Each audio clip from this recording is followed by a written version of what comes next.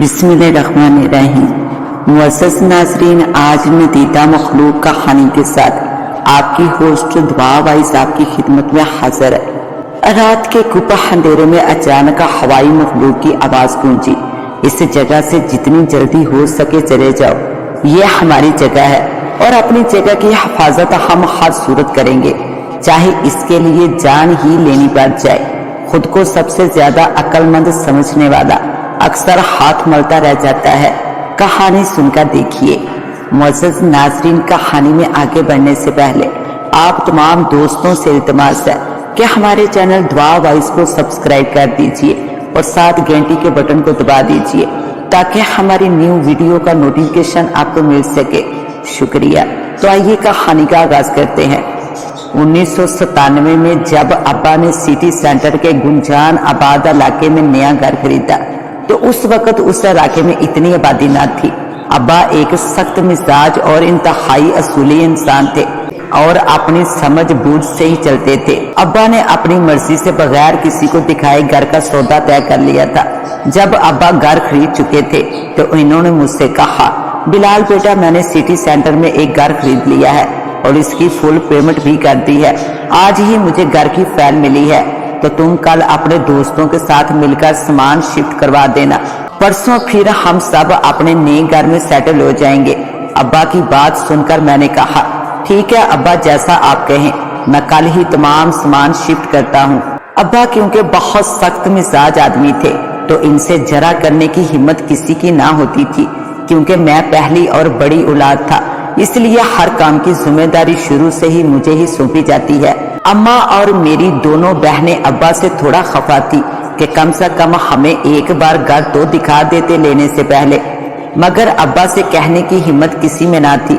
कहते हैं कि पहली औलाद पर सख्ती करो और इसकी अच्छी तरबियत करो तो बाकी बच्चे भी इसी तरह परवान चढ़ते हैं।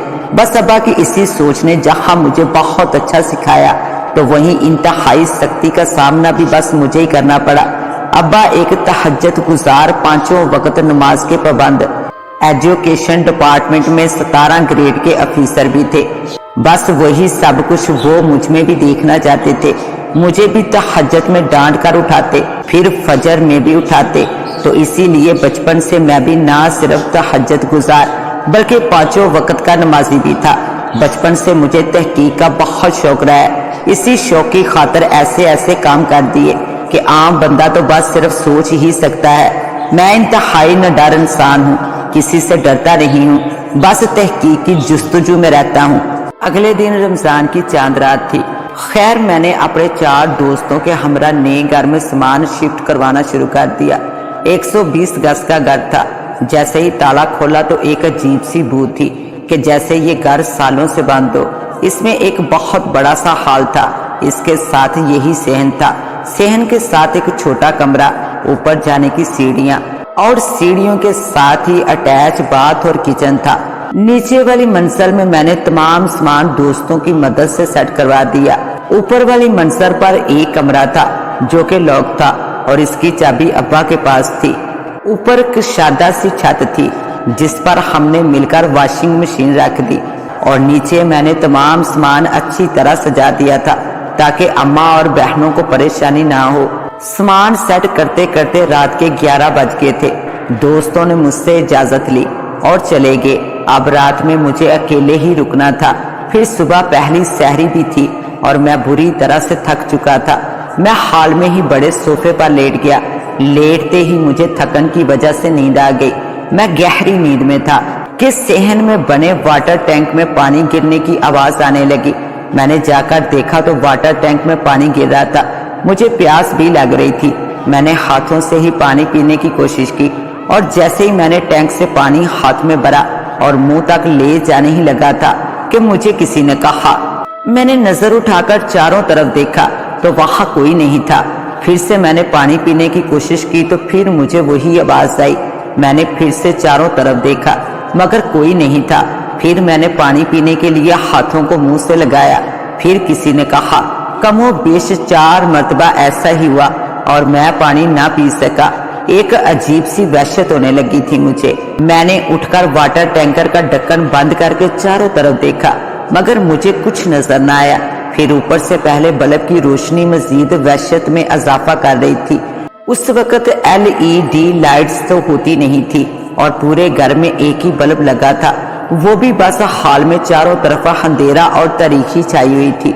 मैं सोफे पर आकर फिर से लेट गया तो मुझे छत पर से बर्तन गिरने की आवाजें सुनाई देने लगी थी। मैं उठकर बैठ गया, फिर लगा कि सीढ़ियों से किसी ने बर्तन जोर से फेंके हैं। मैंने जाकर देखा तो कुछ नहीं था। अब इन तमाम वाकयात की वजह से मैं मुकम्मल तौर पर होशियार हो चुका था कि छत पर से मुझे 2 आदमियों की बातें करने की आवाज सुनाई देने लगी। मैं उठकर छत पर देखने लगा। इन 2 आदमियों की आवाज अब बंद हो चुकी थी। मैं अंदर हॉल में गया तो फिर से इन 2 आदमियों की बातें करने की आवाजें आने लगी। मैं फिर जाकर देखने लगा तो आवाजें बंद हो गई। इसी तरह 3 से 4 बार हुआ। मैं जब आवाज के ताक़ब में बाहर जाकर खड़ा होता तो आवाज आना बंद हो जाती। जब अंदर आऊं तो बातों की मुस्तकिल आवाजें आती। अजीब माजरा था, कुछ समझ में नहीं आ रहा था। बहरहाल मैं फिर उठा, घर का मेन दरवाजा बंद करके अपनी बाइक पर साबका घर में आ गया, जहां पहली सहरी की तैयारी की जा रही थी। मैंने गुस्ल करके सहरी की और फिर नमाज पढ़कर सो गया। रोजा अफ्तार के बाद हमें सी सेंटर वाले घर में शिफ्ट होना था। हम सब वहां आ गए। अम्मा और बहनें अस्मा और उस्मा किचन समेट कर खाना बनाने का इंतजाम करने लगी और मुझसे छोटा भाई जमाल भी मेरे साथ मिलकर छत पर कुछ सामान रखवाने लगा। अब्बा तो सेहन के साथ वाला कमरा ले चुके थे कि मैं वहां अकेला रहूंगा। अम्मा और दोनों बहनें हाल में ही रहने का कह चुकी थी, तो मैंने इनसे कहा, अब्बा ऊपर वाला कमरा ला गया, इसकी चाबी मुझे दे दें ताकि मैं और जमाल वहां की सफाई करके अपने रहने का बंदोबस्त कर सके। मेरी बात सुनकर अब्बा बोले, चलो लॉक मैं खोल देता हूँ। अब्बा की बात सुनकर मैं और जमाल दोनों अब्बा के पीछे सीढ़ियां चढ़ने लगे। अब्बा ने ऊपर वाली मंजिल के कमरे का लॉक खोला तो वहां खून के निशान थे और खून जमा हुआ था। खून की बू भी बहुत तेज थी कि सांस लेना मुहाल हो गया था। मैं और जमाल बू की वजह से नाक पर हाथ रखकर खांसने लगे और रूम से बाहर निकल गए। अब्बा ने चाबी मेरे हाथ में देते हुए कहा, बस करो खांसना, जाकर दोनों मिलकर फर्श धो लो अच्छी तरह से, यहाँ एक जानवर मर गया था, ये इसी का खून और बदबू है, बस अब साफ सफाई करके अपने रहने का बंदोबस्त करो। अब्बा के सामने कभी किसी ने कुछ बोला है जो हम आज बोलते? मैं और जमाल दोनों ही फर्श धोकर अपना रूम सेट करने में लग गए। इसी काम में सहरी का वक्त भी हो गया था। मैं और जमाल नीचे आकर सहरी करने में मसरूफ हो गए। सहरी और नमाज से फारिग होकर कुरान की तिलावत की। थोड़ा आराम करने के बाद हम सब अपने अपने मशागल में लग गए। मैं उस वक्त यूनिवर्सिटी का तालिब इल्म था, अपनी पढ़ाई में मगन था। अब्बा भी अपनी जॉब पर चले गए। दिन भर तो अम्मा और बहनें काम और आराम में मसरूफ रही। अफ्तार के बाद जब रात का खाना खाकर हम सब सो चुके थे अपने अपने पोर्शन और कमरों में, कि अम्मा को ऐसा लगा कि मैंने आखिर इनका अंगूठा पकड़कर इन्हें घसीटा है। वो बुरी तरह चीखने लगी तो मैं और जमाल ऊपर से नीचे आ गए। अब्बा भी अपने कमरे से आ गए। अस्मा और उस्मा भी बहुत खौफजदा सी थी अम्मा के चीखने पर। अम्मा ने मुझे डांट कर कहा, मेरे पाँव का अंगूठा पकड़कर तुमने मुझे इतनी जोर से घसीटा कि मैं अपनी जगह से गिरकर यहाँ आ गई। तुमने ऐसा क्यों किया बिलाल? माँ की बात सुनकर मैं जमाल को देखने लगा और जमाल मुझे देखने लगा, क्योंकि हम दोनों एक साथ ही नीचे आए थे। वो भी अम्मा की आवाज सुनकर। मैंने कहा, अम्मा मैं तो अभी ऊपर अपने कमरे से आ रहा हूँ आपकी आवाज सुनकर। मैं भला ऐसा क्यों करूँगा? लगता है आपने कोई ख्वाब देखा है। अम्मा मेरी बात पर गुस्से से कहने लगी, मैंने ख्वाब नहीं देखा, जो कह रही हूँ सच कह रही हूँ। अब्बा फौरन अपनी गर्जदार आवाज में बोले, आसिया बेगम ये तुम्हारा वहम है, चलो सो जाओ, अब सहरी का वक्त भी होने वाला है, कुछ देर आराम कर लो। अब्बा की बात सुनकर हम सब अपने अपने कमरों में आ गए, फिर सो ना सके। कुछ देर बाद सहरी का वक्त हो गया था और रोज के मामूल के मुताबिक अपने अपने मशागल में मसरूफ हो गए। इफ्तार के बाद रात का खाना सोचा कि खुली फिजा में क्यों न खाया जाए, यानी छत पर। तो हम सब खाने का सामान छत पर ले गए। अम्मा हाइपर टेंशन की मरीज हैं, तो खुली फिजा में रहना इन्हें अच्छा लगता है। खाना वगैरह खाकर हम सब कुछ ना कुछ सामान लेकर नीचे आ गए। बाकी के बर्तन उठाने के लिए छोटी बहन अकेली छत पर गई तो इसने जोर जोर से चीखना शुरू कर दिया। इसकी आवाज पर हम सब भागते हुए छत पर गए तो उस्मा खौफ के मारे बहुत जोर जोर से कांप और चीख रही थी। मैंने आगे बढ़कर उस्मा से पूछा, क्या हुआ उस्मा, इस तरह चीख क्यों रही हो? मुझे जोर से पकड़कर वो रोते हुए कहने लगी, भाई यहाँ कोई खौफनाक सी चीज थी जिसे देखकर मैं बहुत डर गई और वो यहाँ से गायब हो गई। अब्बा और मैंने इसे इसका वहम बताकर इसे नीचे ले गए। अगले दिन अस्मा किचन में खाना बना रही थी कि पीछे से किसी ने इसे जोर से नोचा तो वो घबराकर चारों तरफ देखने लगी मगर वहां कोई नहीं था। इसके बाजू में दर्द हो रहा था नोचने के बाइस। वो डर गई। इसने अम्मा और उस्मा को बताया तो अम्मा और उस्मा भी घबरा गई क्योंकि रात में बर्तन गिरने की आवाजें आना और छत पर बातें करने की बहुत आवाजें आती थी। कोई थप्पड़ मारकर चला जाता, कोई नोच कर चला जाता, देखने पर कोई नजर न आता। हमें इस घर में आए 1 हफ्ता हो चुका था और अम्मा, अस्मा, उस्मा तीनों बुरी तरह खौफजदा हो चुकी थी। अब्बा तो डांटकर सबका वहम बताकर चुप करवा दिया करते थे। इनसे बात करना ही फजूल होता था। मैंने भी इन सब बातों को वहम के तौर पर ही लिया था। जमाल भी इन तमाम बातों पर संजीदा न था, जबकि बर्तनों के गिरने और छत पर बातें करने की आवाजें हम भी सुनते थे। बिरयानी हम सब बहुत शौक से खाते हैं। मैंने फरमाइश कर दी कि आज इफ्तार में बिरयानी बना लो। मैं खजूर खाकर शरबत पीकर नमाज पढ़कर फारिग हुआ और सोचा कि आज बिरयानी सेर होकर खाऊंगा। मैंने कहा, अस्मा तुम मेरे लिए खाना निकालकर मेरे कमरे में रखाओ, मैं बस अभी ऊपर आता हूँ। अस्मा ने 1 प्लेट में बिरयानी निकालकर ऊपर कमरे में रख दी। मैं जैसे ही अपने कमरे में गया तो बिरयानी वहां से गायब हो चुकी थी। मैं खाली प्लेट लेकर नीचे आया और अस्मा से कहने लगा, इस खाली प्लेट का मैं क्या करूं? जब तुम ऊपर ही खाकर आ गई तो मेरे लिए दूसरी प्लेट में निकाल कर रख देती। मेरी बात सुनकर अस्मा कहने लगी, भाई मैं अभी अभी तो प्लेट भरकर बिरयानी ऊपर आपके कमरे में रख कर आई हूँ, भला मैं ऐसा क्यों करूंगी? इसकी बात पर मैंने कहा, तो बिरयानी कहाँ गायब हो गई? मुझे अब फिर से निकाल कर दो। अस्मा जैसे ही किचन में बिरयानी लेने गई तो बिरयानी का बर्तन ही गायब था। हमने पूरा घर ढूंढ लिया मगर बिरयानी का बर्तन कहीं नहीं मिला। छत पर बर्तन गिरने की आवाज आई तो मैं भागकर वहां गया तो बिरयानी का खाली बर्तन पड़ा था। मैं सर पकड़कर बैठ गया कि आखिर ये सब क्या हो रहा है, क्योंकि हम सी सेंटर के इलाके में नहीं थे। मोहल्ले वालों से इतने तल्लुकात अभी नहीं थे। हमारा घर सेंटर का था, दोनों तरफ पड़ोस में घर थे। मगर हैरत की बात ये थी कि दिन के वक्त तो वो लोग अपनी अपनी छतों पर आ जाते थे, मगर रात के वक्त इस पूरी गली के लोगों को मैंने इनके ही घरों की छतों पर इन्हें कभी नहीं देखा था। बस हम लोग ही अपने घर की छत पर जाया करते थे। एक दिन मैं अपने दोस्तों से मिलकर वापस घर आ रहा था कि अपने पड़ोसी अंकल को बाहर देखा तो इन्हें सलाम करके हाथ मिलाया, फिर अपना तारुफ करवाया। मेरा नाम बिलाल है और हम आपके पड़ोस में 1.5 हफ्ते पहले ही शिफ्ट हुए हैं। दरअसल हम सब अपनी अपनी स्टडी में मसरूफ रहते हैं, फिर रमजान में वक्त का कुछ पता नहीं चलता, फिर घर शिफ्ट करने में भी मसरूफ रहे तो आस पड़ोस में मिलने का वक्त ही नहीं मिला। आप यहाँ कब से हैं? मेरी बात सुनकर अंकल कहने लगे, 15-16 साल से हम यहाँ हैं। बेटा आप लोगों ने ये घर क्यों खरीद लिया? अंकल की बात सुनकर मैं चौंक पड़ा। मैं कुछ समझा नहीं अंकल आपकी बात को। अंकल बोले, बेटा बिलाल ये घर तकरीबन 16-17 साल से बंद है। इस घर में आज तक कोई नहीं रहा। जब से हम यहाँ इस इलाके में आए हैं इस घर को बंद ही देखा है। ये घर असेब ज़दा है, यहाँ तो असेब का बसेरा है। यहाँ एक लड़की का कत्ल हुआ था तो इसके बाद इस घर में जो ताला लगा है अब आप लोगों के आने से ही खुला है। रात इस घर से चीखने चिल्लाने और कहकों की आवाजें पूरे मोहल्ले में गूंजती हैं। बर्तनों के गिरने की आवाजें और भी बहुत कुछ होता है।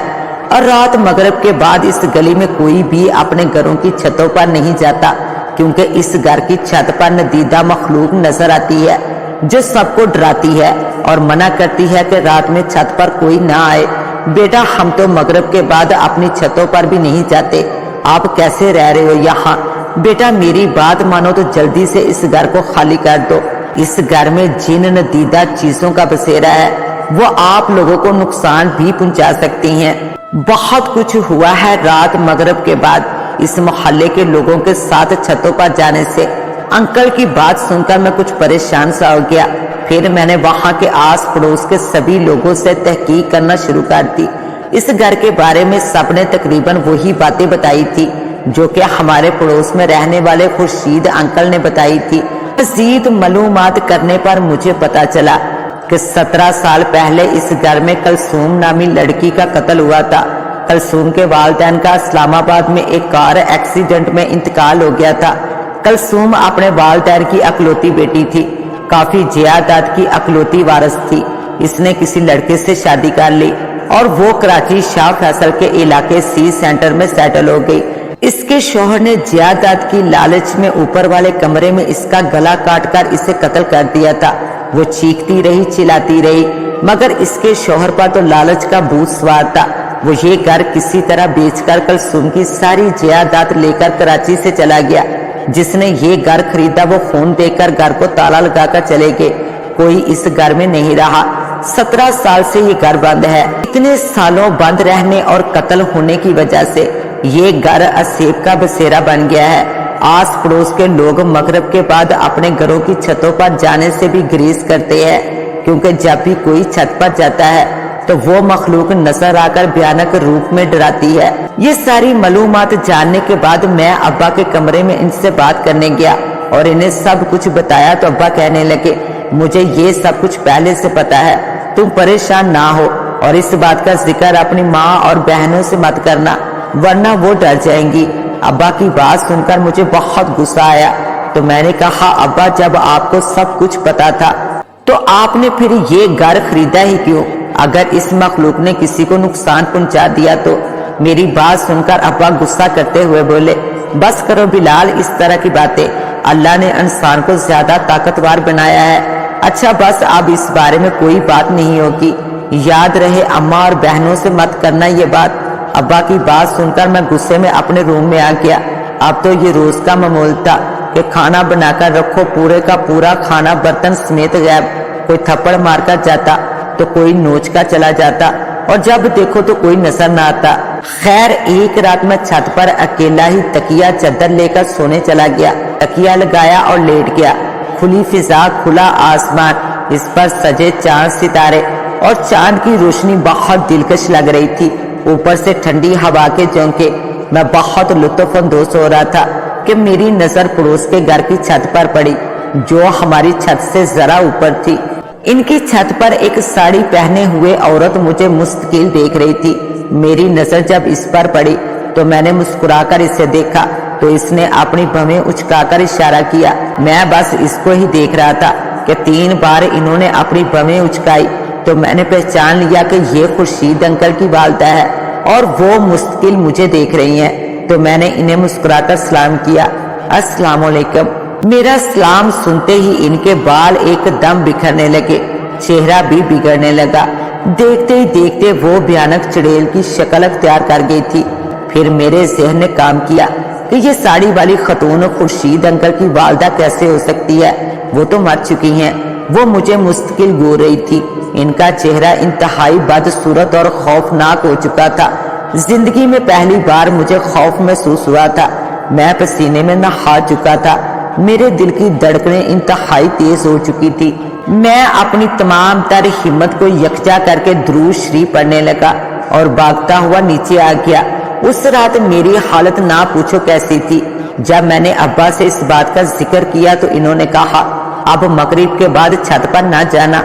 अब्बा की बात सुन तो ली मैंने और खामोश भी हो गया, मगर मैंने मगरिब के बाद छत पर जाना नहीं छोड़ा।